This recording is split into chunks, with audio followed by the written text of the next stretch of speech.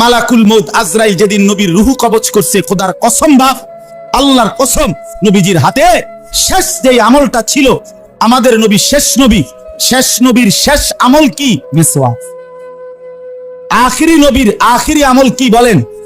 মিসওয়াক। মিসওয়াক। নবীজি মিসওয়াক করা অবস্থায় নবীজির জান কবজ। রাসূলুল্লাহ সাল্লাল্লাহু আলাইহি ওয়াসাল্লামের শেষ আমল ছিল। কেন ভুলে গেলেন? কেন মন চায় না মিসওয়াক করতে? ব্রাশ কেন ভুল হয় না বলেন মুসলমান? নবী সাল্লাল্লাহু আলাইহি ওয়াসাল্লাম হাদিসে আছে, নবীজি বলছে জিবরাইল আমার কাছে যতবার আসছে ততবার কসম নবী বলছে যাওয়ার সময় আমারে বলে গেছে, ইয়া রাসূলুল্লাহ মিসওয়াক করতে ভুলবেন না। শুধু কোরআন নাজিল করছে জিবরাইল 24,000 বার। কয় হাজার বার? 24,000 বার কোরআনের শব্দ আয়াত দিয়ে জিবরাইল নবীজির কাছে আসছে, যাওয়ার সময় বলে গেছে মিসওয়াকের কথা। রাসূলুল্লাহ সাল্লাল্লাহু আলাইহি ওয়াসাল্লাম বলছেন মিসওয়াকের 70টা পুরস্কার আছে। কয়টা? কথা বলেন না। 70টা পুরস্কার। 69টা পুরস্কার আল্লাহ আখিরাতে দিবে। একটা পুরস্কার দুনিয়ায় মিসওয়াকের, সেই একটা পুরস্কার হলো মৃত্যুর সময় আল্লাহ তাআলা মিসওয়াক যে নিয়মিত করবে তার জবানে কালেমায়ে শাহাদাত উচ্চারণ করায় দেবে। 80 বছর বেরস কইরা এটা মিলবো তো? হ্যাঁ, না না, বেরস আর আবাল হইতো না। বেরস বেরসই থাকবে। বেরস আর কি দুধ আবাল হইতো না, বেরসই থাকবে। অতএব আপনি বলেন বাপ, যেটা সুন্নাত, যেটা রাসূলুল্লাহ সাল্লাল্লাহু আলাইহি ওয়াসাল্লামের তরিকা, এটা ভুলে গেলেন কেন? ওয়ামা আরসালনা মির রাসূলিন ইল্লা লিইউতাআ বিইذনিল্লাহ।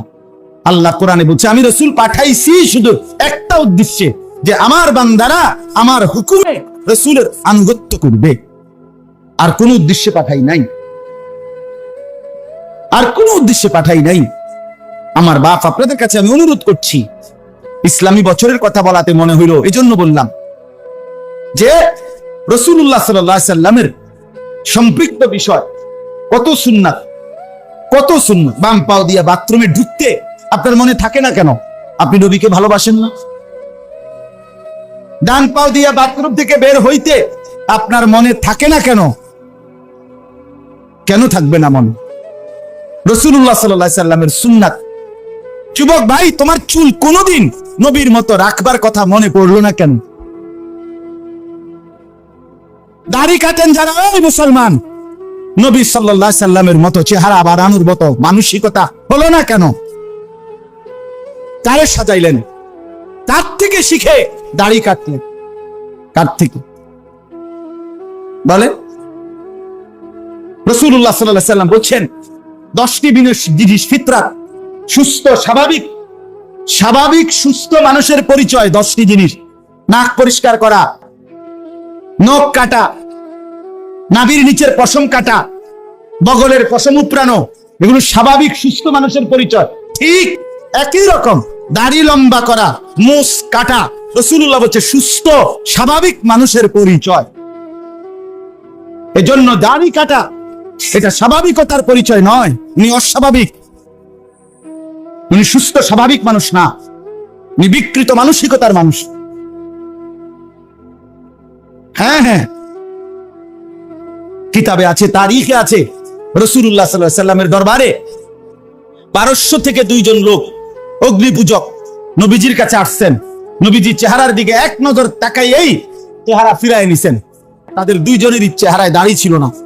নবীজি বললেন, তোমাদেরকে এভাবে চেহারা বানাইতে বলছে কে? ওই 2 জন বলছে, আমাদের খোদা। মানে হেরা হেদের দেশের বাদশাকে রব বলতো। আমাদের রব, আমাদের খোদা, তিনি বলছে আমাদেরকে এভাবে চেহারা রাখ। নবীজির সাথে সাথে বলছে, আমার রব্বি বিইফা'i লিহিয়াতি, বরং আমার রব আমাকে দাড়ি লম্বা করতে। আমার বাপ কেন ছেড়ে দিলেন? কেন ছেড়ে দিলেন? আমরা যদি কোন হুজুরি ছাড়া আর কথা নাই, আছে তো আগে যেটি কইছি, বুঝেন না কথাটা? যদি বলেন আর নাই কথা, আকম আরেকবার আইলে সামনে বারে ইনশাআল্লাহ। হ্যাঁ, আপনি যদি বলেন আমার গায়ে লাগবে, আপনার আড্ডিত লাগলে কি, আমার সমস্যা কি? আপনি মাইন্ড করলে সমস্যা কি? ইনসাফের কথা বলেন। আপনি কেন ছেড়ে দিলেন রাসূলুল্লাহ সাল্লাল্লাহু আলাইহি ওয়াসাল্লামের সুন্নাত? মুসলমানের নওজোয়ান কেন চুল কাটলা বেঈমানের মতো? কেন? কোন একটা কাফের বেঈমান একজন, তাদের কোন সৌন্দর্যের উপরে পৃথিবীতে কোন স্থায়িত্ব নাই। কোন নায়ক, কোন গায়ক, কোন খেলোয়াড়, তার চুলের কাটিং কিংবা তার চুলের ফ্যাশন, তার কোন জামা পোশাকের উপরে তার নিজেরই স্থায়িত্ব নাই। এই 6 মাস পরে আবার এদের ডিজাইন বদলায়। এটা তো পাগল হয় না বেটা? তোর নিজের সুন্দরের উপরে তো তোরে আস্থা নাই, নাইলে তো আমি তো সেই ছোট্টবেলায় লুঙ্গি, পাঞ্জাবি, টুপি, এই দাড়িওয়ালা চেহারা যেদিন থেকে শুরু হয়েছে সেদিন থেকে আজও আছি। আরো যদি 1000 বছরও হায়াত দে, খোদার কসম করে বলতে পারি আমার কাছে এটাই সুন্দর। কি আমি বদলাবো কেন? তুমি বদলাও কা? এত সুন্দর করে এটা রেখে চুলের বাম্পার ঠিক করলা, এটা আবার কেটে লাও কা, আরেক মডেল বানাও কা? বুঝা গেছে তোমার সুন্দরের উপরে তোমারই আস্থা নেই, আমার রাসূলের সুন্দরের উপরে আমার আস্থা আছে। সুবহানাল্লাহ সাল্লাল্লাহু আলাইহি ওয়াসাল্লাম, তিনি হাসলেও সুন্দর, তিনি কাঁদলেও সুন্দর, তিনি হাঁটলেও সুন্দর, তিনি বসলেও সুন্দর, তিনি কথা বললেও সুন্দর, তিনি চুপ থাকলেও সুন্দর। এক সাহাবীকে জিজ্ঞেস করছে নবী কেমন ছিল?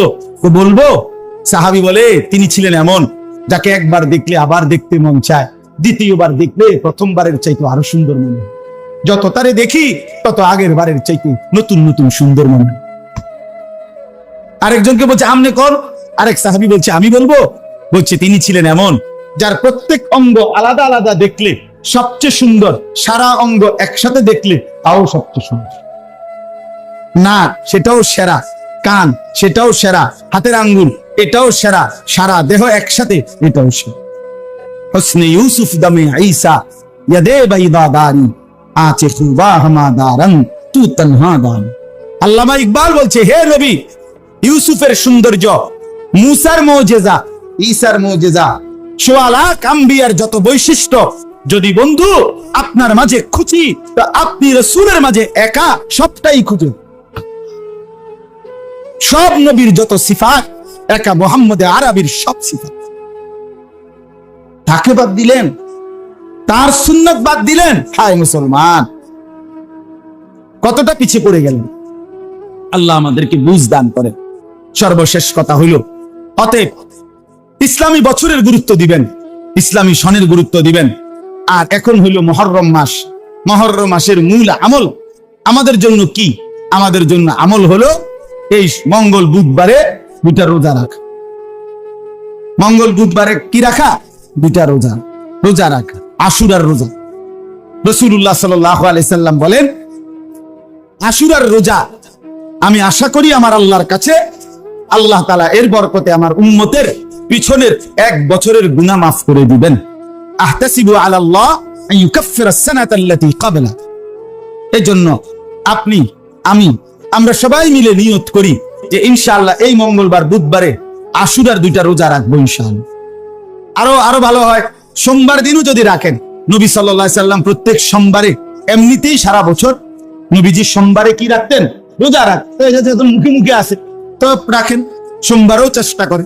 মা বোনদের কাছে বলবেন, নিজের ঘরে স্ত্রী কন্যাদের কাছেও এটা বলবেন, মঙ্গলবার বুধবারে যেন 2টা নফল রোজা রাখে। আল্লাহ তাআলা আমাদেরকে তৌফিক দান করেন। আমার বাপ, শেষ কথা হইল মাদ্রাসাকে ভালোবাসবেন।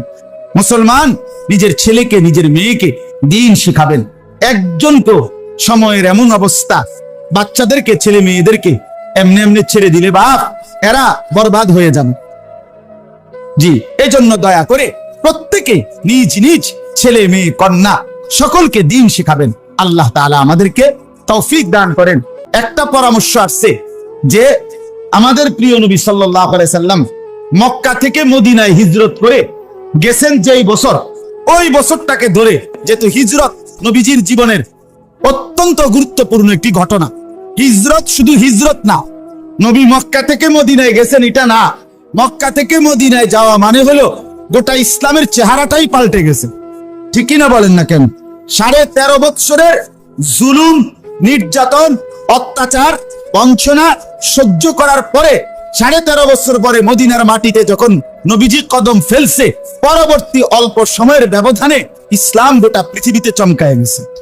তাহলে হিজরত ইসলামের একটি টার্নিং পয়েন্ট, গুরুত্বপূর্ণ বিষয়। এই জন্য এটাকে সাহাবীরা বলাতে ওমর রাদিয়াল্লাহু তাআলা আনহু সিদ্ধান্ত দিছে যে হ্যাঁ ঠিক আছে, এটাই সেই থেকে নবী সাল্লাল্লাহু আলাইহি সাল্লামের হিজরতের বছরটাকে হিসাব দইরা ইসলামী বছর। তাহলে এখন 1446 হিজরি। কত হিজরি?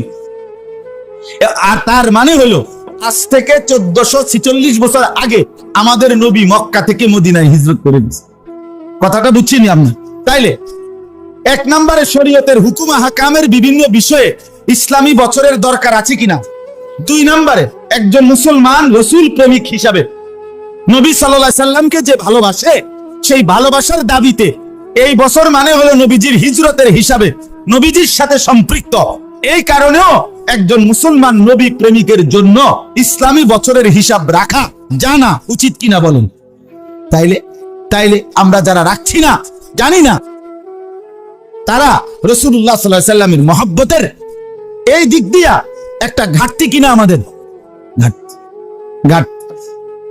3 নম্বর বিষয় হলো এই ইংরেজি বছর যেটা, এটার হিসাব রাখা, বাংলা বছরের হিসাব রাখা হারাম নয়, নাজায়েজ না, কিন্তু প্রাধান্য পাবে আমাদের কাছে ইসলামী বছর।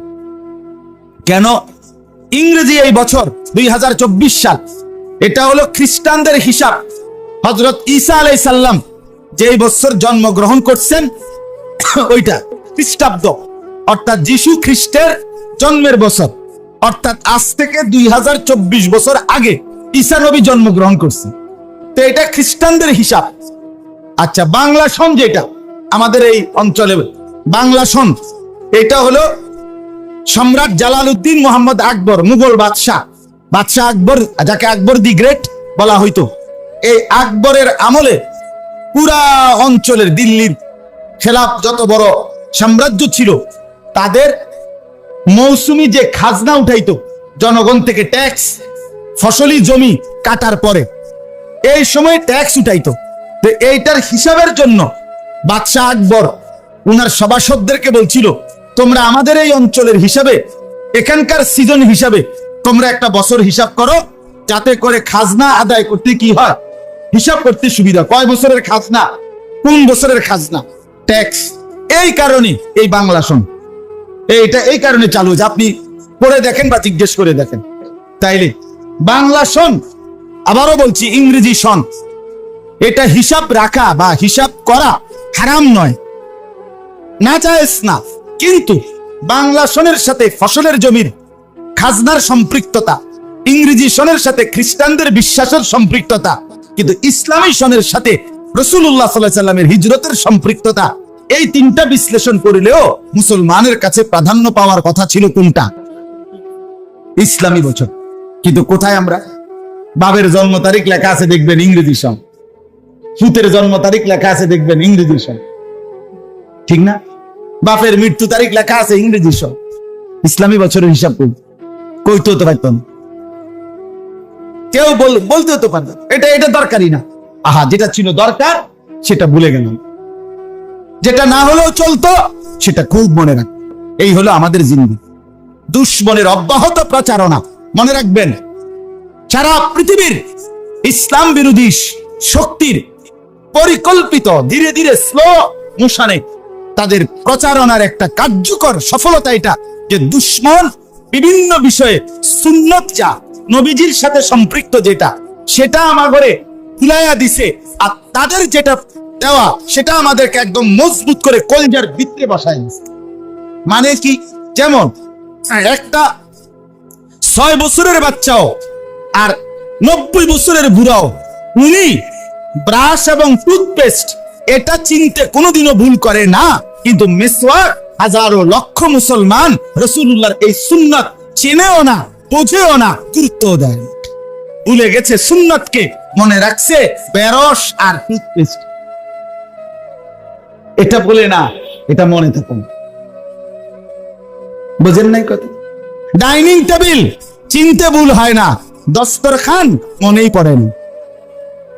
এখন চলেন, এখন চলেন নবীর প্রেমে এমনি ডোলন আর নাচন লড়ন, এটা তো সহজ। বুঝেন নাই?